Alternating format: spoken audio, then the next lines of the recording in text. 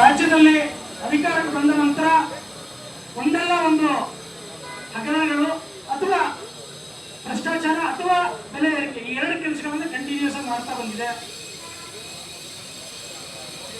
Guarantee ಹೆಸರಲ್ಲಿ ಲೂಟಿ ಹೊಡಿತಿರುವ ಕಾಂಗ್ರೆಸ್ ಸರ್ಕಾರಕ್ಕೆ ನಾನು ಹೇಳಲಿಕ್ಕೆ ಇಷ್ಟಪಡ್ತೀನಿ, ಇದು ನನ್ನ ಅಭಿಪ್ರಾಯ ಅಲ್ಲ. ಮೊನ್ನೆ ಪತ್ರಿಕಾಗೋಷ್ಠಿ ಕೂಡ ನಾನು ಈ ವಿಚಾರವನ್ನು ಪ್ರಸ್ತಾಪ ಮಾಡಿದ್ದೆ.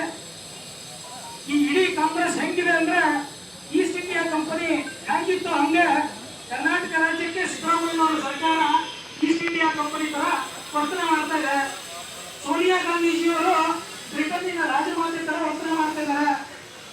ಹಾಗೆ ಸಿದ್ದರಾಮಯ್ಯವರು ಈಸ್ಟ್ ಇಂಡಿಯಾ ಕಂಪನಿಯ ವೈಸ್ರಾಯರ್ ತರ ಕೆಲಸ ಮಾಡ್ತಿದ್ದಾರೆ. ನಾನು ಈ ವಿಚಾರ ಯಾಕೆ ಹೇಳ್ತಾ ಇದ್ದೀನಿ ಅಂದ್ರೆ, ಹಿಂದೆ ಸ್ವತಂತ್ರಕ್ಕಿಂತ ಪೂರ್ವವಾಗಿ ಈಸ್ಟ್ ಇಂಡಿಯಾ ಕಂಪನಿಯನ್ನು ನಮ್ಮ ರಾಜ್ಯದಲ್ಲಿ ಆಳ್ವಿಕೆ ಮಾಡ್ತಾ ಇತ್ತು ನಮ್ಮ ದೇಶದಲ್ಲಿ. ಆಗ ಅವರು ಯಾವುದೇ ಕರಿಕರ ಇಲ್ದಂಗೆ, ಕರುಣೆ ಇಲ್ದಂಗೆ, ಈ ಜನಗಳ ಜೊತೆಗೆ ಸಂಬಂಧನೇ ಇಲ್ಲ ಅನ್ನೋ ರೀತಿಯಲ್ಲಿ ತೆರವನ್ನು ಏರ್ತಾ ಇದ್ರು. ಅಂದ್ರೆ ತೆರಿಗೆಯನ್ನ ಬೆಲೆ ಏರಿಕೆಯನ್ನು ಮಾಡ್ತಾ ಇದ್ರು. ನಮ್ಮ ಜನಗಳ ಕಷ್ಟಗಳ ಬಗ್ಗೆ ವಿಚಾರಣೆ ಮಾಡ್ತಾ ಇರಲಿಲ್ಲ. ಕಾರಣ ಏನು ಅಂದ್ರೆ, ಆ ಈಸ್ಟ್ ಇಂಡಿಯಾ ಕಂಪನಿಯ ಅಧಿಕಾರಿಗಳಿಗೂ ನಮ್ಮ ದೇಶದಲ್ಲಿರೋರಿಗೂ ಸಂಬಂಧಗಳಿರಲಿಲ್ಲ. ನಾನು ಅನ್ಸುತ್ತೆ ಇವತ್ತು ಸೋನಿಯಾ ಗಾಂಧೀಜಿಯವರೆಗೂ ನಮ್ಮ ದೇಶದ ಜನರಿಗೂ ಸಂಬಂಧ ಇಲ್ಲ. ಅದಕ್ಕೋಸ್ಕರ ಆ ಈಸ್ಟ್ ಇಂಡಿಯಾ ಕಂಪನಿಯ ಕಾಂಗ್ರೆಸ್ಸಿನ ವೈಸ್ರಾಯರವರು ಕೂಡ ಬಡವರ ಹೆಸರಲ್ಲಿ, ಹಿಂದುಳಿದವರ ಹೆಸರಲ್ಲಿ, ದಲಿತರ ಹೆಸರಲ್ಲಿ ರಾಜ್ಯಕ್ಕೆ ಅಧಿಕಾರಕ್ಕೆ ಬಂದು ಈ ಬಡ ಜನಗಳ ಕಷ್ಟ ಕಾರಣಗಳನ್ನ ಯೋಚನೆ ಮಾಡಿದರೆ ಇವತ್ತು ಬಡವರ ಬದುಕಿನ ಮೇಲೆ ಬರೆ ಎಳಿತಾ ಇದ್ದಾರೆ. ಸಿದ್ದರಾಮಯ್ಯನವರೇ ನಾಚಿಕೆ ಆಗಬೇಕಲ್ವಾ ನಿಮಗೆ? ಒಂದು ವರ್ಷದಲ್ಲಿ ಮೂರು ಬಾರಿ ಹಾಲಿನ ದರವನ್ನು ಏರಿಸಿದ್ದೀರಿ. ಆದ್ರೆ ರೈತರಿಗೆ ಏನಾದ್ರೂ ಕೊಟ್ರ ನೀವು? ಲೂಟಿ ಹೊಡೆದ್ರಿ, ಲೂಟಿ. ಗೃಹಜ್ಯೋತಿ ಹೆಸರಲ್ಲಿ ಫ್ರೀ ಕೊಡ್ತೀನಿ ಅಂತ ಹೇಳಿದ್ರೆ, ಮನೆಯಲ್ಲಿ ಕರೆಂಟಿನ ಬಿಲ್ ಅನ್ನು ಫ್ರೀ ಮಾಡಿದ್ರೆ ಒಂದು ವರ್ಷಗಳಿಗೆ, ಅದೇ ಅಂಗಡಿ ಇಟ್ಟಿರೋ ಕಮರ್ಷಿಯಲ್ ನಲ್ಲಿ ಒಂದು 4 ಪಟ್ಟು ಜಾಸ್ತಿ ಮಾಡಿದ್ರೆ ನಮ್ದು ಕೊಟ್ಟು ನಮ್ದಕ್ಕಿಂತ ನಮ್ಗೆ ಕೊಡ್ತಿದ್ದೀರಿ. ಯಾವ್ದಾದ್ರು ಒಂದು ಜಾಗ ಹೊಡೆದಿದೆಯಾ ನೀವು ಬೆಲೆ ಏರಿಕೆ ಮಾಡದೇ ಇರೋದು? ಸತ್ತ ಎಣದ ಮೇಲೆ ನೀವು ಬೆಲೆ ಏರಿಕೆ ಮಾಡ್ತೀರಲ್ಲ, ನಾಚಿಕೆ ಆಗಲ್ವ ನಿಮ್ಗೆ? ಮರಣೋತ್ತರ ಸರ್ಟಿಫಿಕೇಟ್ ನಿಲ್ಸ್ಕೊಳಕ್ ಹೋದ್ರೆ ನನ್ನ ಅನ್ಸುತ್ತೆ ಇವತ್ತು ಜಾಸ್ತಿ ಇದೆ ಅಲ್ಲ, 50 ರೂಪಾಯಿ ಮಾಡಿದಿರಿ, 10 ರೂಪಾಯಿ ಇದ್ದದನ್ನ ರಿಜಿಸ್ಟ್ರೇಷನ್ ಫೀ ಜಾಸ್ತಿ ಮಾಡಿದಿರಿ, ಹಾಲಿನ ಬೆಲೆ ಜಾಸ್ತಿ ಮಾಡಿದಿರಿ, ಡೀಸೆಲ್ ಬೆಲೆ. ಇವತ್ತು ರಾಜ್ಯದಲ್ಲಿ ಬಿಜೆಪಿಯ ಅಧ್ಯಕ್ಷರಾದಂತ ವಿಜಯಣ್ಣ ನೇತೃತ್ವದಲ್ಲಿ ಬೆಲೆ ಏರಿಕೆ ವಿರುದ್ಧ ಏನು ಪ್ರತಿಭಟನೆ ಶುರುವಾಯಿತು, 2 ಮತ್ತು 3ನೇ ತಾರೀಕು ಅಹೋರಾತ್ರಿ ಧರಣಿ ಶುರುವಾಯಿತು. ಅವತ್ತು ರಾತ್ರಿ ಡೀಸೆಲ್ ಬೆಲೆ ಏರಿಸಿದ್ರಿ ನೀವು. ಅಂದ್ರೆ ವಿರೋಧ ಪಕ್ಷದ ಎಚ್ಚರಿಕೆ, ಜನಗಳ ಕಷ್ಟ ಯಾವುದು ನಿಮ್ಗೆ ಗಣನೆ ಬರ್ತಾ ಇಲ್ಲ. ನಾವು ಕೂಡ ಸುಮ್ಮನೆ ಕೂರಲ್ಲ ಸ್ವಾಮಿ. ಇವತ್ತು 2ನೇ ತಾರೀಕು ಹೋರಾಟ ಶುರುವಾಗಿದೆ. ಪಾದಯಾತ್ರೆ ಮೂಲಕ ಮೀರಿದಂಗೆ ಕೊನೆಗೊಳ್ಬಹುದು.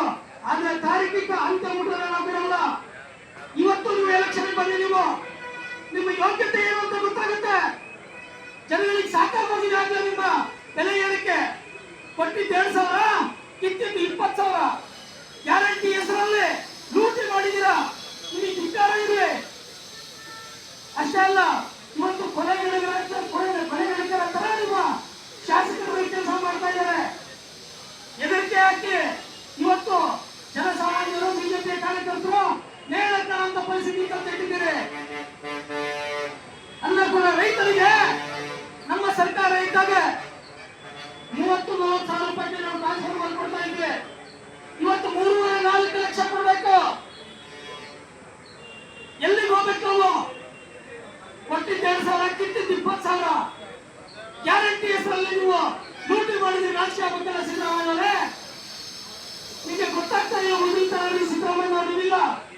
ಕಾರಣ ಏನು ಅಂದ್ರೆ, ಮೊದಲು ನೀವು ಬೀದಿಲಿ ಇರ್ತಿದ್ರೆ, ಇವತ್ತು ಸಿದ್ದರಾಮಯ್ಯ ಮುಖ್ಯಮಂತ್ರಿಯಿಂದ ಹಿಡಿದು ನಮ್ಮ ಜಿಲ್ಲಾ ಉಸ್ತುವಾರಿ ಸಚಿವರ ತನಕನೂ ಕೂಡ ಎಲ್ಲರೂ ಎಸಿ ಆಫೀಸಲ್ಲಿ ಕುತ್ಕೊಂಡು ರಾಜಕೀಯ ಮಾಡ್ತಾ ಇದ್ದೀರಿ.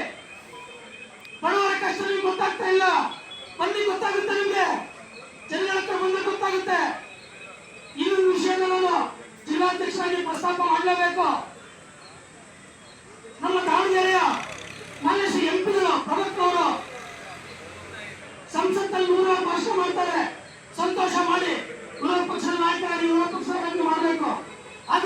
ರಾಜ್ಯದಲ್ಲಿ ಕೊಲೆ ಬರದ ರೈತರ ಕಷ್ಟ ಏನಂತ ಕೇಳಿದಿರ ನೀವು? ಗರ್ಭಿಣಿಯರು ಸತ್ತಲ್ಲ ಕೇಳಿದಿರ ನೀವು?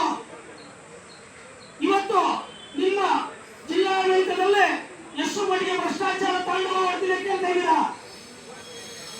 ಯಾಕೆ ಸಿದ್ದರಾಮಯ್ಯ ಕೇಳುವಂತ ತಾಕತ್ತಿಲ್ವ ನಿಮ್ಗೆ? ಅಪ್ಪ ಹೆದರಿಕೆನಾ?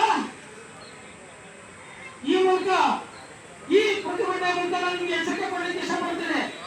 ಈ ಒಂದು ಹೋರಾಟವನ್ನು ತಾಂತ್ರಿಕ ಅಂತ ಮುಗಿಸೋದ್ರಲ್ಲಿ ಭಾರತೀಯ ಜನತಾ ಪಾರ್ಟಿ ಹಿಂದೆ ಬಿಡಲ್ಲ. ಮುಂದೆ ಆಗುವಂತ ಎಲ್ಲ ಅನಾಹುತಗಳಿಗೆ ಕಾಂಗ್ರೆಸ್ ನೇತೃತ್ವದ ಸರ್ಕಾರವೇ ಹೊಣೆ ಆಗುತ್ತೆ ಅಂತ ಹೇಳ್ತಾ ಈ ಪ್ರತಿಭಟನೆಗೆ ತಕ್ಷಣ ಕರೆದಂತ ಸಂದರ್ಭದಲ್ಲಿ ಬಂದಿರುವಂತ ಎಲ್ಲ ಕಾರ್ಯಕರ್ತರಿಗೆ ಅಭಿನಂದನೆಗಳನ್ನು ತಿಳಿಸ್ತಾ ನಾಳೆ ಕಾರ್ಯಕ್ರಮವನ್ನು ಯಶಸ್ವಿಯಾಗಿ ಎಲ್ಲರೂ ಮಾಡಬೇಕು ಅಂತ ಕೇಳ್ತಾ ನಾನು ಮಾತಾಡಲಿಕ್ಕೆ ಅವಕಾಶ ಕೊಟ್ಟು ಎಲ್ಲರಿಗೆ ಒಂದ್ಸರಿ ನನ್ನ ಮಾತನ್ನು ಮುಗಿಸ್ತೇನೆ. ಭಾರತ್ ಮಾತಾ ಕಿ ಜೈ.